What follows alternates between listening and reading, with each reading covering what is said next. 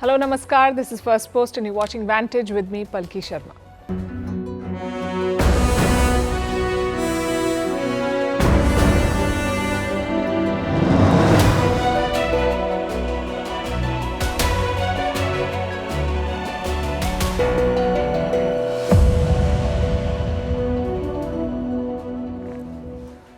If you search Google quotes on Google, you find stuff like this. If the answer isn't on Google, it's not even a question. It's warped, but it also tells you how big Google is, bigger than governments, richer than countries. Now, the US government wants to break it up. It says Google search is a monopoly. It should be broken. If that happens, it will be unprecedented. But how does this work? And what does it mean for other tech giants? We'll discuss all of that. In India, another tech giant is making news for offering 20,000 rupees as starting salary to engineering graduates. Is this a case of techies being underskilled or underpaid? Maybe both. In Japan, the Prime Minister is stepping down and exposing the political rot in the country. In Israel, America is handing out both criticism for the war and weapons to fight it. In Ukraine, the Battle of Kursk could prove to be the turning point in the war. We'll tell you how. In Thailand, the controversial court has dismissed another prime minister. In Myanmar, China's top diplomat is visiting and pushing the junta towards a ceasefire. In the UK, the infamous British Museum broke the law, leading to thefts in the Museum of Loot. In Africa, the Mpox epidemic is spreading and breaching international borders. And what are your thoughts about a cat tax? We'll tell you about it and other bizarre taxes. The headlines first. Indian Prime Minister Narendra Modi meets Foxconn's chairman. The discussions focused on the Apple supplies investment plans in India. Prime Minister Modi also highlighted the opportunities in India for futuristic sectors. Taiwanese giant Foxconn is the world's largest electronics contract manufacturer. Kiribati votes in a key election. The polls are a test of its pro-China government. The Pacific Island nation broke its ties with Taiwan in 2019. Kiribati is strategically important, but the US and China have been vying for influence over it. South Sudan mulls holding long-delayed elections. Its president meets political leaders to discuss the issue. The elections have been tentatively set for December this year. 13 years ago, South Sudan got its independence from Sudan, but the world's youngest country is yet to go to the polls. EasyJet cancels more than 200 flights to and from Portugal. This comes ahead of a strike by its cabin crew based in the country. The three-day strike was announced in late July. The crew members of the British budget airline are demanding better working conditions. And fast fashion has a dirty secret. South Korean authorities find toxic substances in Shein, Temu and AliExpress products. Possible carcinogens were found in shoes and nail polish. These Chinese giants are under scrutiny in many countries. It's because of their business practices and safety standards.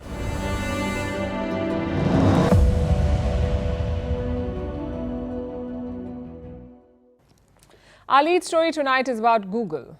Will Google be broken up? The search giant is in the crosshairs of the US government, and the stakes couldn't be higher. Google is worth well over $2 trillion.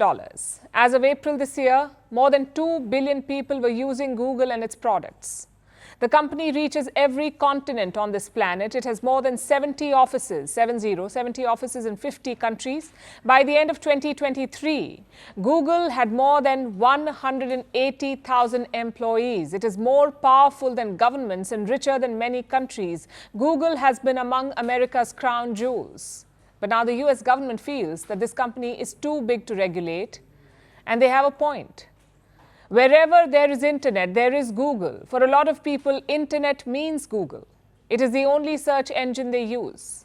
But Google's wealth comes from a wide range of products. Search is only a part of it. There is the Chrome browser, there's YouTube for videos, Gmail for email, Google Drive for storage, Google Maps for navigation, and the Android operating systems for smartphones. It's a long list. All these products together make Google worth over $2 trillion.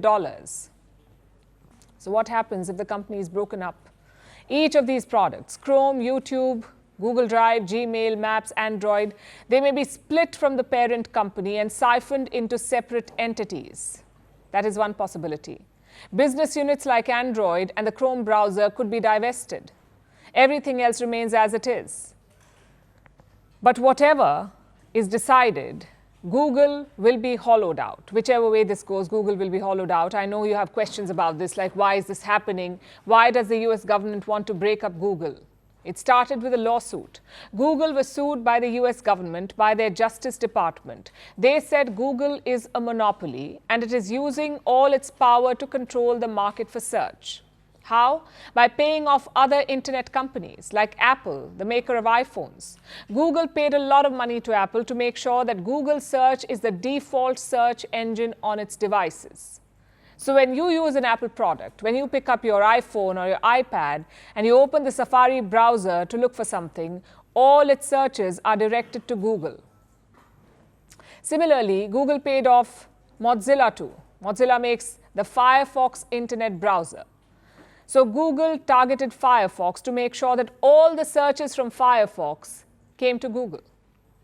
Now, we don't have the exact figure, but reports say that Google paid billions of dollars to these players. Now, the US Justice Department says that Google violated America's antitrust laws. So they took the matter to court, and the judge agreed. He declared that Google is a monopolist. So it was a win for the US government. Now, the Justice Department wants to use this opportunity to enforce antitrust laws. They want to take action and check Google's monopoly. Of course, the company will fight this in court. And this is what is expected to happen. A judge will finally decide if and how Google will be broken up. Well, Google is going to appeal, and we don't know how long that's going to take. What we do know is going to happen is there's going to be what's called a remedy phase. That's the next act in this legal showdown, is what's known as a remedy phase, and the first hearing in that is September 6th. But that process is going to take months to happen too. It could take a year just to do that. That's where the judge is going to decide what kind of changes must be imposed to make a more competitive landscape. At the center of this case are America's antitrust laws. Now, what are antitrust laws? These are laws that regulate how goods and services are sold in the market. They ensure that a balance is maintained, that the market remains fair. For every player who wants to enter a business, the market should be fair. There should be a level playing field. Let's try and understand this through a packet of chips. Imagine this scenario. There's a famous brand of chips that everyone likes. It is available widely. It has a range of flavors. Whenever you go to your local supermarket, you find only this brand of chips. It is on all the shelves. You may not even realize or question this. Why does the supermarket keep only this specific brand of chips? What about the other brands? There's a good chance you won't even think about this. After all, it's just a packet of chips, and you like this brand. So when you want to have chips, you just buy what is available. But here is what you don't know. The maker of these chips struck a deal with a supermarket. They asked the supermarket owner to only sell their brand of chips and to keep the competition away. So they bought all the shelves for chips in the supermarket. In exchange, the supermarket owner gets a slice of the profits. That's how they rigged the market. Now imagine if a new chips brand wants to enter this market. It's a startup that makes healthy chips. They taste the same or even better. And they come without preservatives, maybe. But you won't be able to get your hands on this brand, this new brand, because your nearest supermarket won't keep them. After all, they're making money from that secret deal they struck.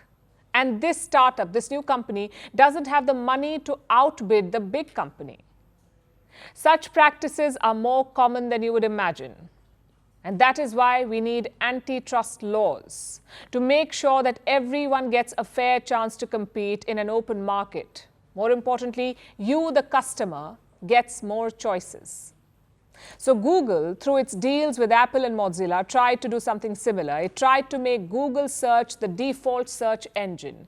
And it used its money to block any potential challengers. Basically, Google wanted to rig the market in their favor. And now it faces the prospect of being dismantled into smaller entities. That would be the harshest punishment.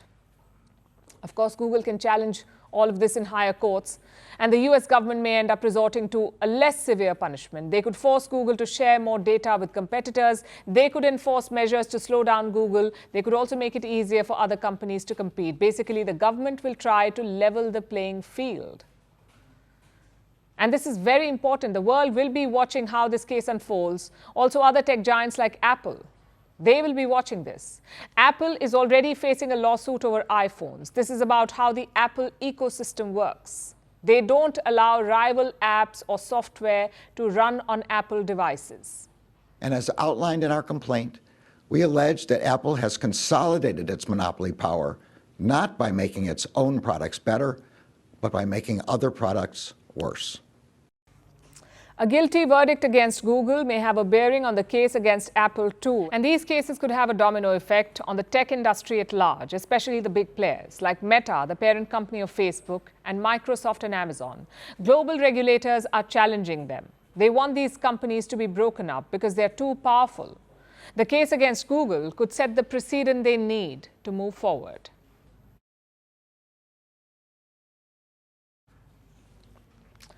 Are you an engineer looking for a job? If yes, tech giant Cognizant has an exciting offer for you. An offer too good to be true. They're offering freshers 2.5 lakh rupees. Awesome, right? But hold off on applying, because it's not 2.5 lakh rupees per month. It is 2.5 lakh rupees per annum, which comes to around 20,000 rupees per month, or $240. And don't forget things like Provident Fund and insurance. After that, it will probably be less. Now, I know what you're thinking. It must be hard times for Cognizant. The company must be struggling to turn a profit. Well, wrong again. Cognizant's profits are up 22% compared to last year. They made $566 million in the second quarter, and I'm talking profits only. $566 million. Yet, what are they offering to new employees? Less than 20,000 rupees per month. That barely covers expenses. Cognizant's India headquarters is in the city of Chennai. Now look at the average cost of living there, between 19 and 32,000 rupees. And we are talking about basic survival, no luxuries, no holidays, no investments. And this is after getting an engineering degree. Compare this to other jobs. A driver in India gets paid 25,000 rupees. That's the average, 25,000 for a driver. A house help gets 20,000 rupees on average. And just to be clear, we are not demeaning these jobs. Every bit of labor has its own dignity. And yes, these jobs do not offer upward mobility, so a driver gets paid the same over many years. But an engineer gets promotions and pay hikes. Having said that, look at the skill difference. Look at the investment that you're putting in. An engineering course lasts 4 years. It costs anywhere between 3 to 20 lakh rupees, depending on where you've gone to college. So ideally, you would expect better wages. Then why is it not happening? There are broadly two reasons. One is oversupply. India produces around 2 million engineers every year, but the economy cannot absorb all of them. In simpler words, there aren't enough jobs. Plus, having a degree is not enough. You must have the skills. Look at this report from 2020. It says 80% of Indian engineers are unemployable. 80%. Only 2.5% of them had AI skills. Around 5% had basic programming skills. The rest of them may get hired, but their wages will be quite low. And that's one reason for the low salary packages. The second reason is the corporate culture. And it's not just Cognizant. Let's look at other IT giants in India.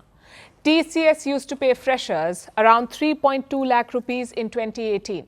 3.2 lakh rupees in 2013. That's what TCS used to pay. How much do they pay now? Exactly the same. Infosys used to pay around 3 lakh rupees in 2013. Today they pay between 3 and 5 lakhs. Wipro is the same story. 3.3 lakh rupees in 2020.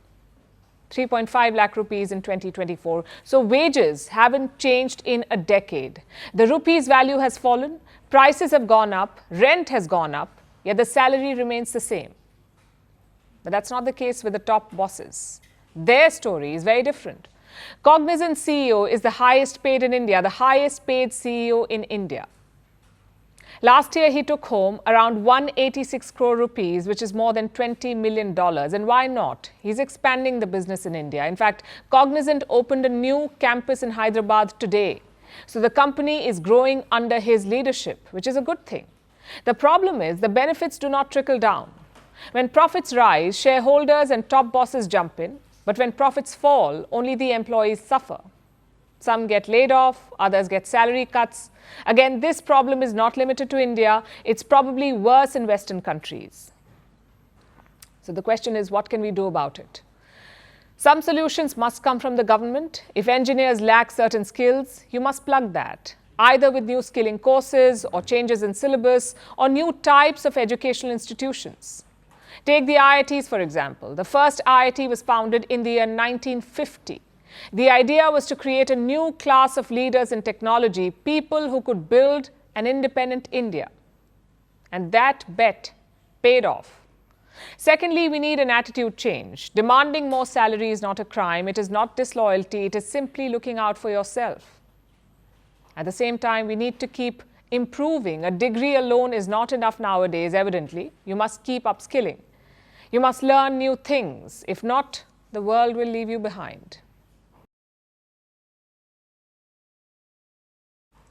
Now let's look at Japan. Their prime minister is stepping down. It's this man, Fumio Kishida. Today he made the announcement. Kishida belongs to the ruling Liberal Democratic Party, or the LDP. In September, they will hold a contest to choose the party leader, and Kishida will not run for that.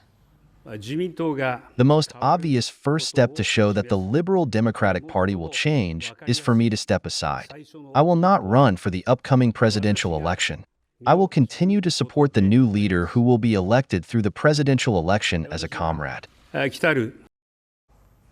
So this is how it works. Kishida steps down, a new party leader is elected. He or she becomes Japan's prime minister, but it raises a few questions. Like, why is Kishida stepping down? Who will replace him? Why will Japan have 4 prime ministers in 4 years? What is wrong with the country's politics? Let's look at Kishida first. He's 67 years old. He belongs to a family of politicians. He served as foreign minister from 2012 to 2017. In fact, he's Japan's longest serving foreign minister. In 2021, he became prime minister. He succeeded Yoshihide Suga. He served 3 years in office, and those were tough years. There was the pandemic, 2 wars, the assassination of former Prime Minister Shinzo Abe, and multiple scandals in Tokyo. Kishida vowed to tackle Japan's demographic crisis. He touted his new capitalism policies. None of it worked. Japan's economy suffered, its growth spluttered, the yen plummeted, and Kishida's ratings went down with it. When he took office, his rating stood at around 50%. Last month, it was down to 15.5%, the lowest for any leader in a decade. Many blamed his lack of charisma for all of this. So Kishida finally chose to resign. In theory, he could continue until 2025, but that wouldn't have helped anyone. So they'll have to find a replacement now. Who will that be? A lot of names are doing the rounds. The first is Shigeru Ishiba. He's a former defense minister, also the Secretary General of the ruling party, the LDP. Ishiba is seen as the strongest contender right now. But there are others too, like Digital Minister Taro Kono, the LDP Secretary General, Japan's Economic Security Minister, and Foreign Minister. They're also in the race. Now, if any of these 2 win, Japan will have its first female prime minister, the first ever. The country got its first prime minister in 1885. Since then, 64 men have served as PM, 64 prime ministers, all men. In 1955, the Liberal Democrats took control of the parliament, and since then they have pretty much ruled Japan continuously. The same party has been in power for almost 70 years now.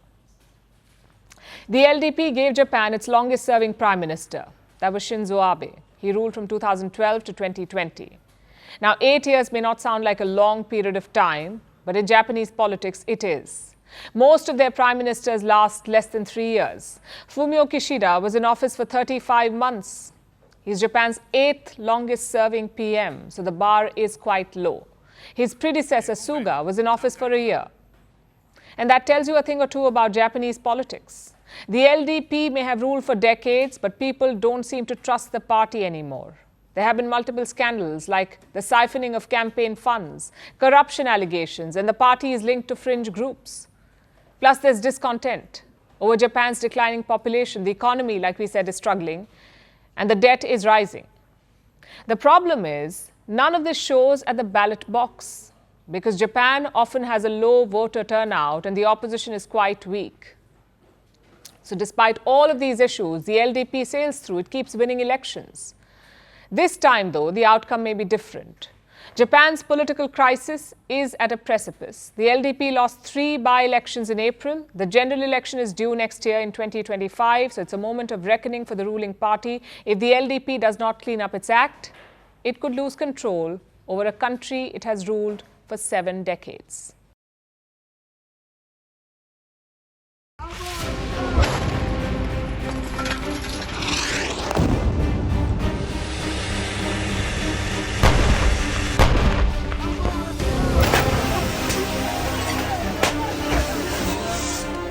Finalizing a deal for an immediate ceasefire with hostage release in Gaza. We'll see what Iran does. We'll see what happens.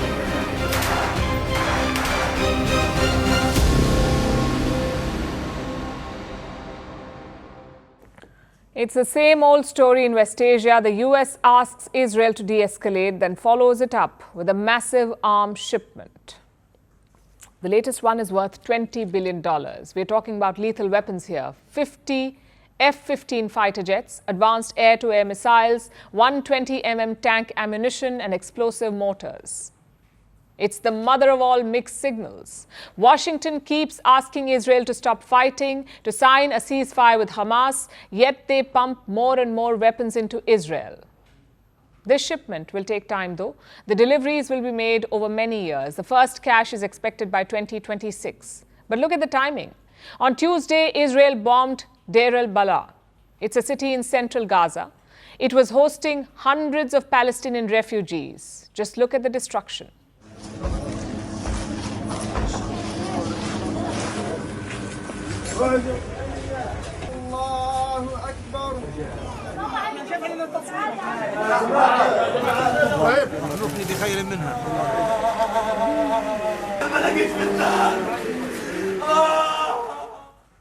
Children covered in blood, babies killed in their sleep, that too when the world marked 75 years of the Geneva Convention, a convention that upholds humanity during war. Israel is not just ignoring those rules, it is tearing them up for the rest of the world to see. More than 40,000 Gazans have been killed since October. That's almost 130 deaths per day. The numbers alone will make you angry, but look at the stories behind them. I'll tell you about an incident from yesterday. A Gazan father had gone out to get birth certificates for his twins. The babies were born just 4 days ago. So the babies and their mother stayed back. The father went out to get the birth certificates. In that time, their building was bombed by Israel. When the father returned, everyone was dead. His wife, his mother-in-law, and his 4-day-old twins.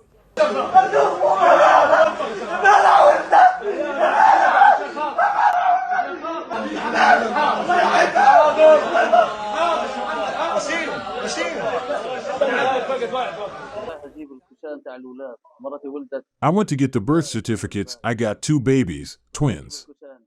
I got a call telling me that the house you are staying in got bombed. People from the neighborhood called me. My wife is gone, with my 2 babies and my mother-in-law. Why is Israel continuing this? Almost every country wants them to stop. Families of hostages want them to stop. So why isn't Benjamin Netanyahu listening? Because he doesn't have to. You see, only one country's opinion truly matters to Israel, and that country is the United States of America. Joe Biden may criticize Netanyahu all he wants, but he's still sending weapons. For all the so-called outrage, guess how many weapons Biden has withheld? 1 shipment, that's it. Same with regional tensions. Israel has attacked Iran, Lebanon, and Syria. What gives them this confidence? Again, the United States of America. Biden has moved more firepower into West Asia. He's also promised to defend Israel if attacked. So why should Netanyahu be scared? The truth is, Biden does not have any real red lines. Not civilians, not Rafah, not even 4-day-old babies. which is why Israel's war rolls on. You may have seen the missiles and tank ammunitions being fired. A lot of that comes from the US. Let's look at the numbers now. The US Congress has approved a military package for Israel that's worth $17 billion. In addition, there are smaller sales. You see, packages have a certain amount above a certain amount must be submitted to Congress. Anything below that amount skirts under the radar. And that's what Biden is doing. Reports say that he has approved more than 100 small sales since October 7th. These could be between $25 and $300 million. And what sort of weapons are these? Artillery shells, howitzers, tank ammunition, guided bombs, Hellfire missiles and rockets. We are talking thousands of these items. Now, Israel says these weapons are only used in self-defense, but ground reports suggest otherwise. In the month of June, Israel bombed a refugee camp in central Gaza. Analysis showed that the bomb was American-made. And we are not military experts here, but bombing refugees is not self-defense. Yet there is no criticism from the United States. And the same America wants Israel to cease fire. The United States' overall goal remains to turn the temperature down in the region, deter and defend against any future attacks, and avoid regional conflict. That starts with finalizing a deal for an immediate ceasefire with hostage release in Gaza. We need to get this over the finish line. The US wants Israel to cease fire, but they're not willing to apply pressure. Forget pressure, they can't even stop sending weapons, and nobody is supposed to question any of this. Consider what happened at a recent Kamala Harris rally. A few protesters managed to sneak in. They accused her of supporting Israel's war in Gaza. Listen to the response. He intends to end the Affordable Care Act. You know what? If you want Donald Trump to win, then say that, otherwise I'm speaking. The same Harris will also talk about protecting civilians, about signing a ceasefire deal. But if you expose their hypocrisy, you are a Trump supporter. We don't know when this war will end or how it will end. But when the history books are written, it should make one thing clear. Hamas started this war, but it wasn't just Israel that killed 40,000 Palestinians. It was Israel and the United States.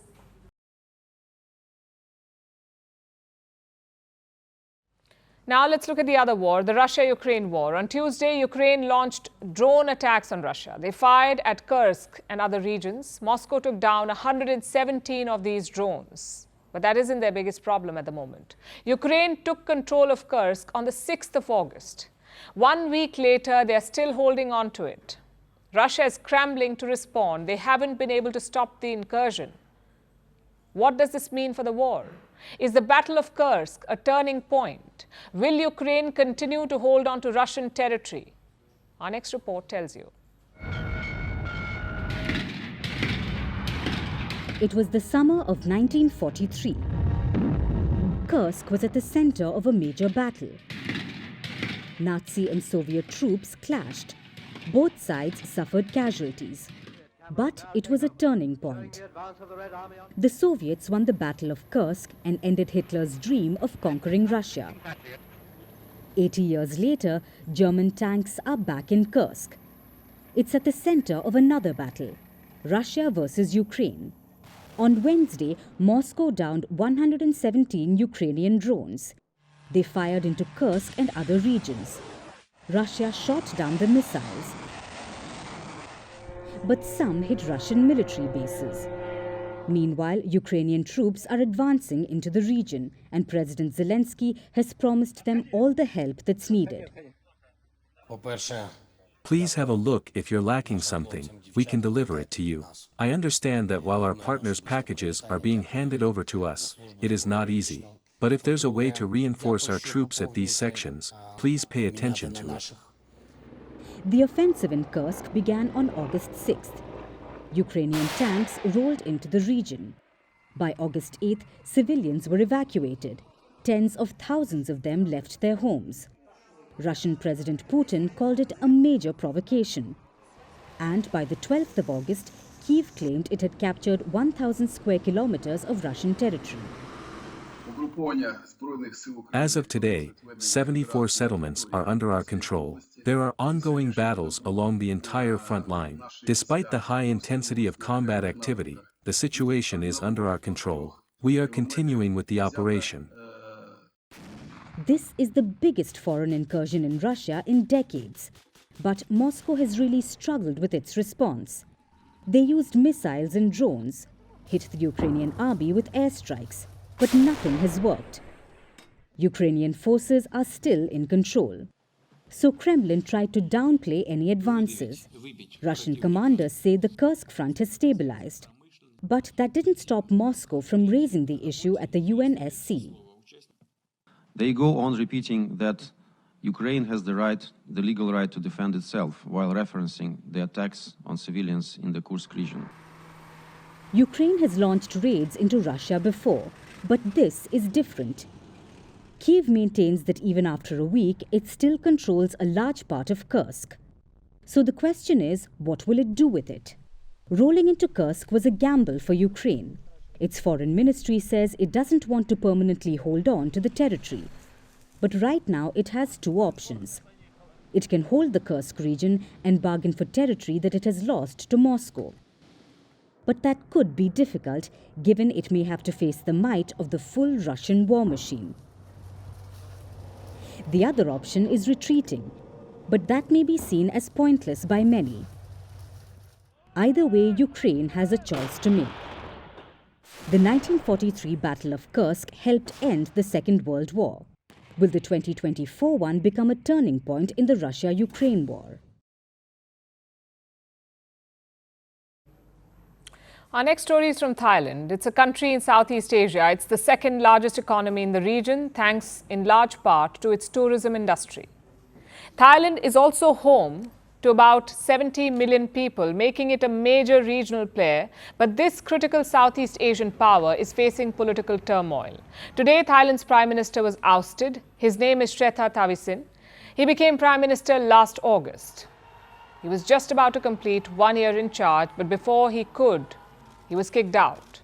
Now, this wasn't a Bangladesh-like scenario. There were no protests or uprisings. Instead, Srettha was forced to step down by a court, Thailand's infamous constitutional court. Srettha is not the first to face this court's ire. In fact, he has become the fourth prime minister to be dismissed, the fourth in the last 16 years. That's once every 4 years on average. Thailand's constitutional court works faster than election cycles in the country, and it arguably has more of an impact on the country's political landscape. We'll go into details about the court and its antics, but before that, let's look at how Srettha was ousted, starting with today's verdict that brought him down. The court has found by a 5-4 decision that the role of the first accused as prime minister has ended according to Constitution Article 170, paragraphs 1-4, due to a lack of honesty and lack of qualifications as per Constitution Article 160, paragraphs 1-4. The individual has also exhibited behavior that grossly breached ethical standards, which is prohibited according to Constitution Article 160. The first accused was Srettha Thavisin. He apparently exhibited behavior that grossly breached ethical standards. So what was his heinous crime? Well, Srettha appointed a controversial lawyer to his cabinet, a lawyer who was sentenced to 6 months in jail back in 2008 for trying to bribe a judge. The lawyer was definitely a controversial choice. It led to some political uproar, so he left the post within a week. But the damage had been done.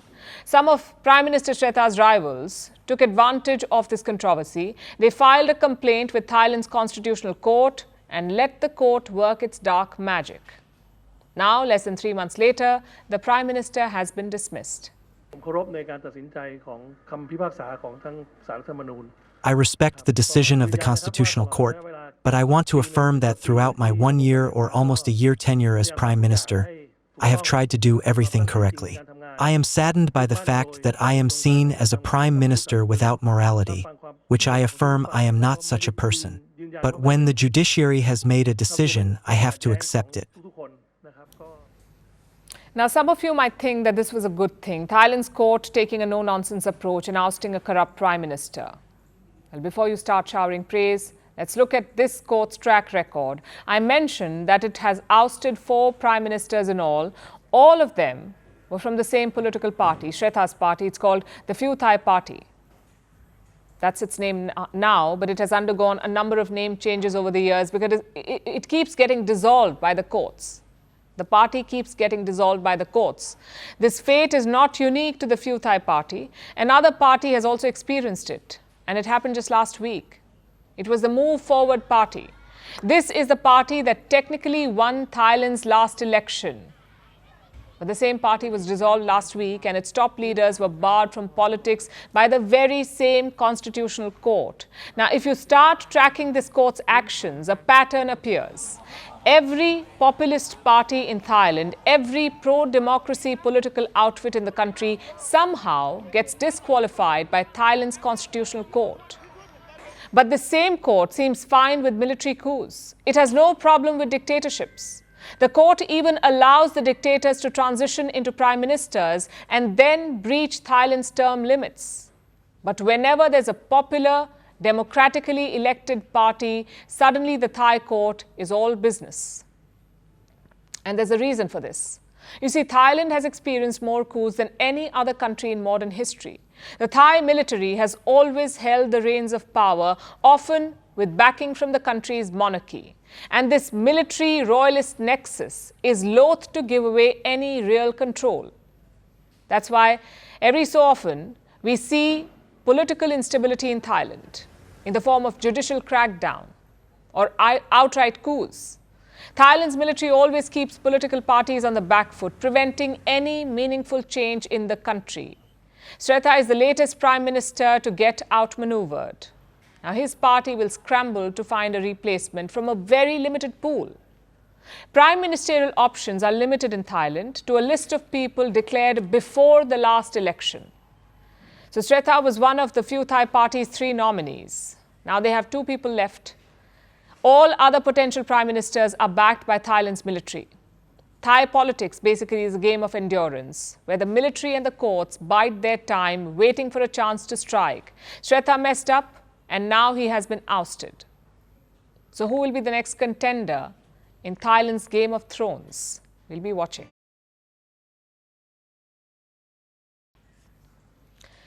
And the political chaos in Thailand is unfolding just before an important visit. Wang Yi was supposed to travel to Thailand later this week.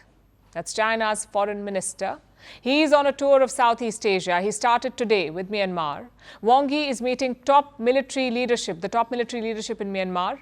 Remember, the junta is in power in Myanmar. They led a coup 3 years ago, and they have been ruling since. Over the past few months, they've been facing challenges from rebel groups. They've lost control of a military base on the China-Myanmar border. The rebels have taken over. And Beijing is not happy with the generals. Throughout this conflict, China has tried to play mediator, and now it is pushing the generals to accept a ceasefire. But will the junta agree? Our next report tells you more. It's a visit that's got the world's attention. Wang Yi is visiting Myanmar. He's supposed to meet Min Aung Hlaing, the country's military leader. The circumstances in Myanmar perhaps made this sit-down a necessary one. Myanmar's military junta has suffered a big setback. They lost control of a key military base in Shan. The rebels have taken it over. Myanmar soldiers couldn't defend their positions. The rebels overpowered them. So ultimately, they had to withdraw. The losses in Shan are worrying for Beijing. Shan is a border state in northern Myanmar. It shares a boundary border with China. Shan is crucial for the border trade between the 2 neighbors. It's also vital for Xi Jinping's Belt and Road Initiative. So this is a security nightmare for China. China pays great attention to the situation in northern Myanmar. We have been urging relevant parties in Myanmar to adhere to dialogue and consultation, end the fighting as soon as possible, resolve differences by peaceful means, and avoid escalation of the situation.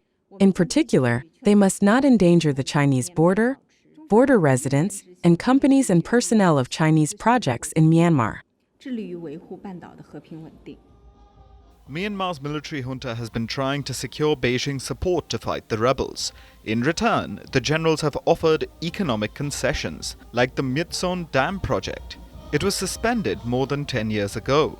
This was after a massive public protest. But in May this year, the junta decided to revive it. As per the original plan, the 6,000 megawatt dam was supposed to be built in northern Myanmar, with financial backing from China. The project is worth $3.6 billion, and 90% of the power generated from this dam would be exported to China. But Beijing wants more from the junta. It's demanding a quick ceasefire between the rebels and the junta. Beijing had brokered one in January, but it fell apart in July. A new round of talks was scheduled for the same month, but the junta boycotted the meeting. Beijing has also been pushing the generals to step aside and make way for an interim leader. But the military has been less forthcoming on that front. Wang Yi could push the regime and extract more concessions during his trip. But without an end to the civil war, any promises made by the generals could end up being meaningless.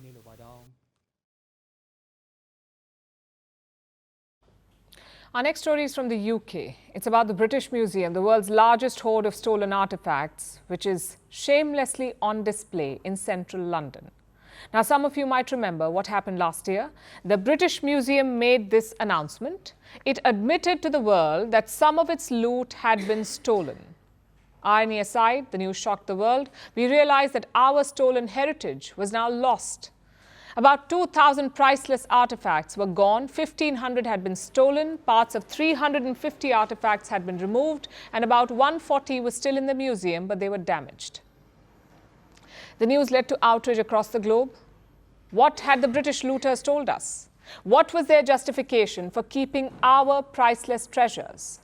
They said it was for protection. The British Museum's state-of-the-art facilities would better protect the goods that colonizers had looted. That was a justification, so that they wouldn't have to give back our artifacts. But this myth unraveled spectacularly last August. The British Museum announced the theft and was on the back foot. It launched a recovery mission and an investigation into the thefts. The recovery mission is still ongoing. The museum has not revealed the specifics of what was stolen. It says most of the objects were from Rome and Greece, mostly gems and jewelry, items similar to the ones you're looking at right now. The museum has been trying to recover them. They say that more than 600 artifacts are back in the museum and another 100 have been identified. It's better than they expected. The museum even displayed some of the recovered gems as part of a wider collection. That's the update on the stolen gems and jewelry. But the other news is less optimistic. 350 artifacts had parts removed from them, things like the gold mounts for gems. This was likely stolen, melted, and then sold off. So there's almost a zero chance of recovery here. As for the 140 damaged artifacts, not much can be done. They will bear the scars forever. That's an overview of the recovery efforts. It was one part of the British Museum's response to the theft. The other part was an inquiry. And here's what they found during the investigation. The British Museum has admitted that it broke the law. There is a law called the Public Records Act 1958. It's about preserving things of public value. This includes the artifacts in museums. All museums in the UK are obligated to meet basic standards of preservation, access, and professional care. Let's look at those words again. Preservation and professional care. Obviously, the British Museum failed in its duty. It allowed priceless heritage to get stolen. Therefore, it has broken the law. What are the consequences for this breach? Well, normally, there's a risk that the collection will be transferred to another institution or to Britain's National Archives. That's the punishment a normal place would face. But this is the British Museum we are talking about. It's infamous for its impunity. And even though the museum broke the law, it now expects to get away scot-free. So that is the headline. Once again, the British Museum walks away without facing any real consequences. They will say their sorries, promise it won't happen again, and then get back to business as usual. But that should not be the case. The rest of the world needs to start applying pressure. We've seen the failure of the British Museum. Its aura of invincibility has been broken. It has shown that it's the same as our museums. So we might as well have our heritage where we can regularly access it, back home, where it belongs.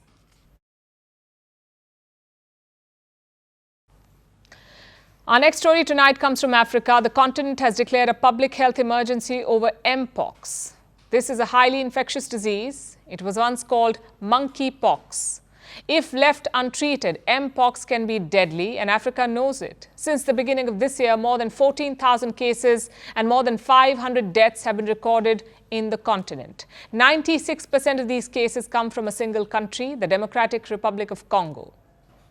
But now the disease is spreading across Central and East Africa at an alarming rate. Nations are worried that the virus might cross international borders. Here's a report. Africa is on edge. It's fighting a highly infectious disease. Mpox, what was formerly known as monkeypox.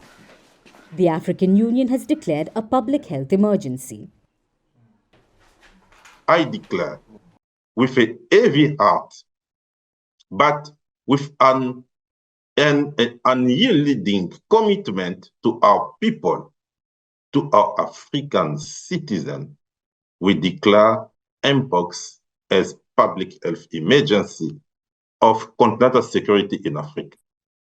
Mpox belongs to the same family of viruses as smallpox. It spreads through close contact with someone who's infected, through skin-to-skin contact, or even by breathing closely.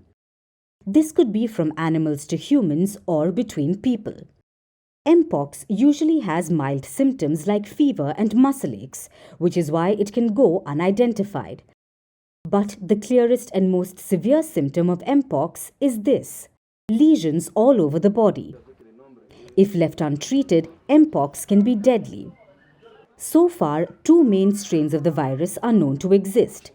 In 2022, we saw the milder strain in action. There was a global outbreak, and it affected more than 70 countries, including the US, Australia, and several European countries. And now we're witnessing the second strain at play. It's much more deadly, and it's causing devastation in Africa. But more than 96% of all cases are in a single country, the Democratic Republic of Congo. This is where the newly discovered variant was found. And since the beginning of the year, more than 13,700 cases have been recorded in the DRC, and 450 people have died. A large number of these deaths are among children. 130 suspected cases have arrived here, and of these 50% are among children less than 5 years old. Up to the age of 18, that's 95% of the cases. So you can see that the over 18s are just 5%. What makes the situation worse is the speed at which Mpox is spreading. It has alarmed experts, and researchers say that the virus is quickly evolving and therefore spreading faster. Now the virus has spread to other African countries, including Burundi, the Central African Republic, Kenya, and Rwanda. So far, there have been more than 14,000 cases and 524 deaths in total. But experts say the situation is much worse. The evidence we have on the number of cases, the number of deaths, they are just the tip of the iceberg. And the reason is that Mpox is largely a mild condition. We have limited surveillance. We have limited capacity to do the testing that's required. We have limited capacity to do the contact tracing and the reporting. But surveillance and testing are not the only problems. So is treatment. 3 vaccines can help cure Mpox. They're not widely available in Africa. So only people at risk or those who have come in close contact with an infected person are usually able to receive them. This is a multifold problem, and the fear is that the virus might spill across international borders. For our last story tonight, let's stay with Africa. In Kenya, life seems to be returning back to normal. The protests have died down. The war against contentious tax plans is still on, though. At least in Nairobi, the capital city of Kenya, where residents are hissing in frustration over a new bill which proposes a so-called tax in the city. Now, even the word tax raises the hackles in Kenya. But this bill is being seen as catastrophic. And Nairobians have their claws out. Now, in case if you missed all of these puns there, we let the cat out of the bag. We're talking about a cat tax in Nairobi. That's what it's being called. Technically, it's not a tax. It is a feline levy for pet owners, so to speak. And how much is it? 200 Kenyan shillings. That's just about $1.50. That is the annual fee. But the anger is not about the money. It's about the extensive list of demands. Cat owners will have to register their pets, get an annual license, pay the $1.50, show proof of rabies vaccination, and keep their cats' behavior in check. Now, we all know how cats love taking instructions from humans. But Kenyan cats will have to make an exception because owners are expected to ensure that cats do not scream too much. They don't cry too much, don't disturb the peace of residents, and remain confined when they're on heat. This country faces political turmoil, fiscal troubles, high-level corruption, food insecurity, devastation from regular droughts and deluge, and yet this is Nairobi's big worry at the moment: cats on heat. It sounds bizarre, but the government remains undeterred. They want to keep the high population of cats in check. Nairobi's feline population is not known, but they really are everywhere, and they contribute to 2,000 deaths from rabies every year in the country. So the Nairobi County does have a point, but the residents are livid nonetheless. They had hoped for better cat welfare in the city. Instead, they may have to pay taxes. They were once burned with tax plans, now they are twice angry. And they're citing a number of problems. Critics say the law will be tough to enforce, too restrictive for cats, and involve a tedious process and costs, which will force many owners to abandon their pets. This will defeat the purpose of the bill. So will Nairobi go ahead with it? Well, we'll find out in a few weeks. But if they do choose to bell the cat and introduce this so-called cat tax bill, Kenya will join a hall of fame of weird tax collectors. Who else is part of this exclusive club? Well, it is a long list. Italy has what's called the sunshine tax. If you want to dine under the Italian sun, you must pay an additional fee. That is the tax. Canada has a vacant home tax. If you underuse your house, you must pay extra for it. Meanwhile, Denmark plans to tax burps. Don't worry, not human burps. Otherwise, some people would be heavily charged. You know who you are. But this will be a cow flatulence tax to curb methane emissions from cows. It will be imposed from 2030. So that's a weird tax of the future. What about the past? In the 18th century, Russia had a beard tax, where men had to pay a tax to keep their facial hair. 17th through 19th centuries, England, France, and Ireland had a window tax. The greater the number of windows, the higher the tax. To avoid it, people began bricking up their windows, which is why many old homes in Europe still have this twisted aesthetic. Now, that is one way to deal with taxes: shut the world out. But I guess today we can try laughing away the misery, because all taxes are painful, but some are also absurd.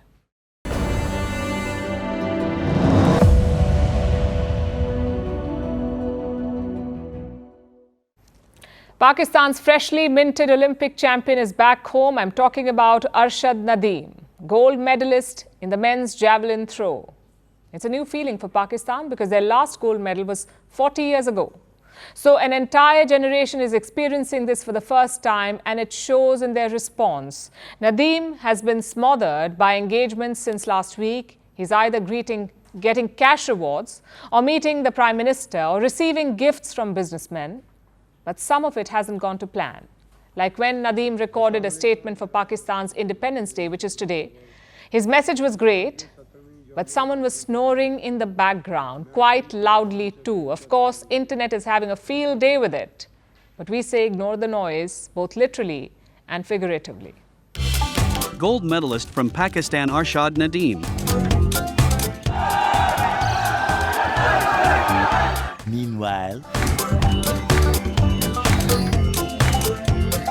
Arshad Nadeem की जीत की खुशी में ससुर भी खुशी से निहाल हो गए हैं और ससुर मोहम्मद नवाज ने अरशद नदीम की भैंस उनको गिफ्ट कर दी है। इनके घर पर इनकी हौसला अफजाई के लिए कुछ रकम इनको इनाम देने के लिए आए।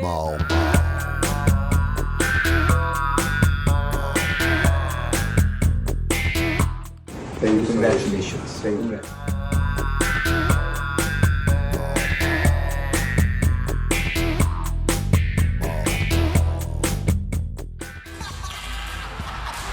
नेक्स्ट क्या प्लान है आपके घूमने फिरने के? नेक्स्ट इंशाल्लाह यही है बाल कटा जब आप सुबह जो है अपने गांव में वापस आए और तो यहाँ के इलाके के लोगों के क्या तासुरात थे? चीन टपाक डमडम। अस्सलाम वालेकुम, मेरा नाम Arshad Nadeem Olympian javelin thrower. Pakistan की 17वीं यौम आज़ादी के मौके पर मैं अपनी पूरी कौम से अपील करता हूँ कि हम पाकिस्तानी इस दिन एक कौम बनकर इस बात का तैयार करें कि हम एक हैं।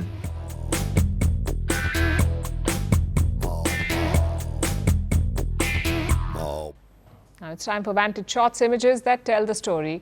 Indian President Draupadi Murmu meets the Indian Olympics contingent at the Rashtrapati Bhavan. In Afghanistan, the Taliban marks the 3rd anniversary of its return to power, and archaeologists find human remains from around 3,800 years ago in Peru. Finally, we're taking you back in history. On this day in 1947, British India was partitioned in two countries, India and Pakistan. The partition on religious lines led to the displacement of 15 million people. It was the biggest migration in human history. The ensuing violence also killed over 1 million people. We're leaving you on that note. Thank you for watching. We will see you tomorrow.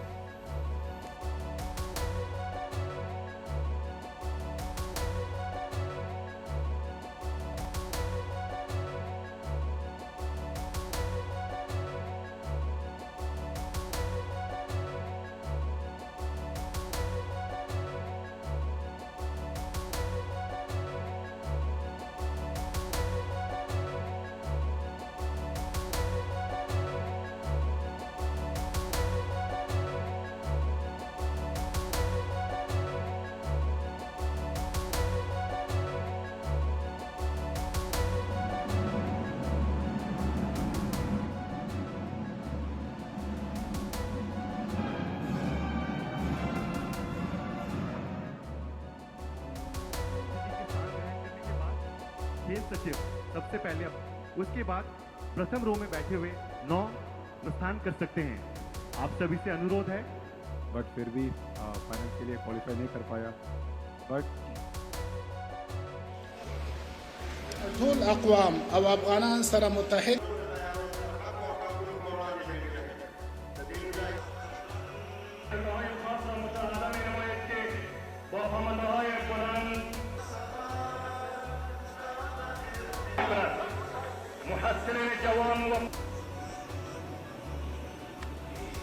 وأظهر أسباب محاربات خارجية.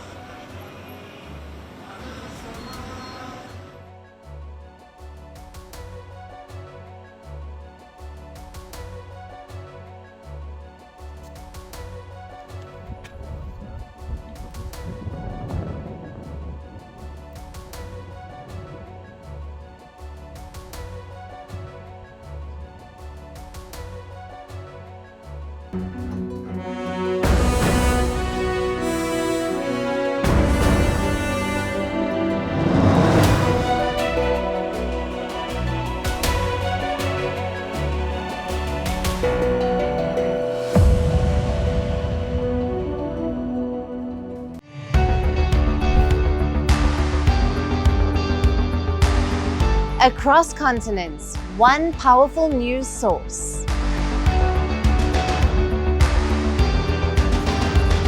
Bringing you diverse perspectives on the issues that matter.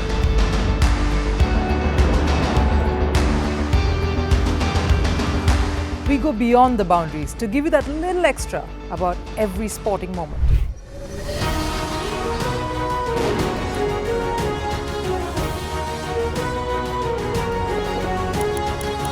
So thank you for making Firstpost 5 million strong. We're counting on your support, and you can trust us to bring you the news unfiltered and unvarnished.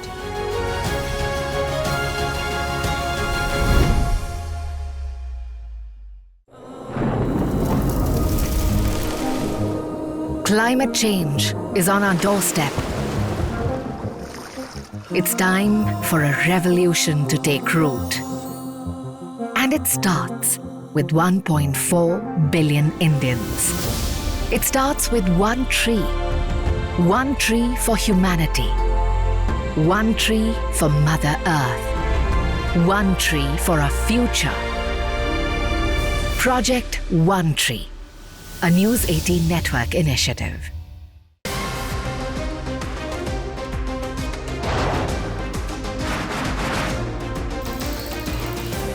Obviously today, the T20 World Cup bandwagon has moved across to the West Indies. What can we expect from this? Hello, I'm Alison Green, coming to you from Durban, South Africa. Today we have a special show. We'll start with a report on India's shifting nuclear posture. For the first time since India officially became a nuclear power. Hello and welcome to Firstpost America. I'm Aaron Ham, coming to you live from the nation's capital.